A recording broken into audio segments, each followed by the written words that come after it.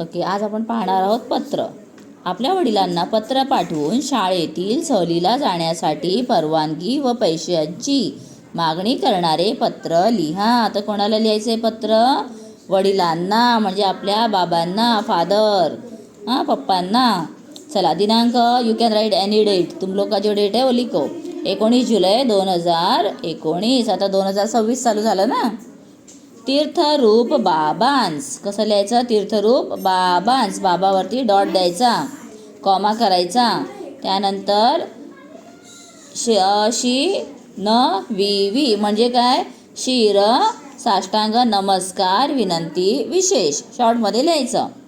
प्रिया बाबा, तुमचे पत्र मिळाले.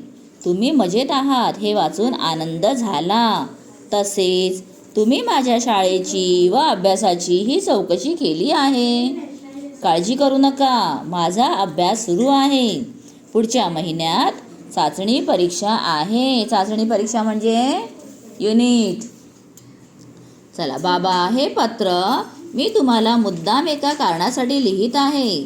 माझ्या शाळेची वर्षा सहल माथेरान येथे जाणार आहे. वर्षा सहल म्हणजे ॲन्युअल ट्रिप. माझ्या सर्व मित्र मैत्रिणी या सहलीला जाणार आहेत. माझीही त्यांच्याबरोबर या सहलीला जायची खूप खूप इच्छा आहे. सहल 2 दिवसांची आहे व सहल वर्गणी फक्त 200 रुपये आहे. अरे वा, एकदम स्वस्त आणि मस्त. आमचे शिक्षकही बरोबर असणार आहेत, म्हणजे टीचर्स पण राहणार. काळजी करण्याचे कारण नाही. सहलीत मी माझी काळजी घेईन. या सहलीसाठी तुम्ही मला परवानगी व पैसे द्यावेत ही नम्र विनंती. तुम्ही परवानगी द्यालच, कॉन्फिडन्स एकदम.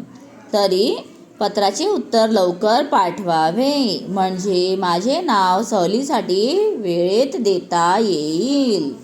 कळावे. आपली लाडकी कन्या. आता मुलगा असेल तर काय लिहिणार? पुत्र, किंवा मग मुलगा मुलगी असं लिहिलं तरी चालेल. अनिता, आता तुम्ही स्वतःचं नाव लिहू शकता, तर ते लिहा. ॲड्रेस टाका. इथे ॲड्रेस दिला आहे 49 नक्षत्रकुंज, डोसा रोड.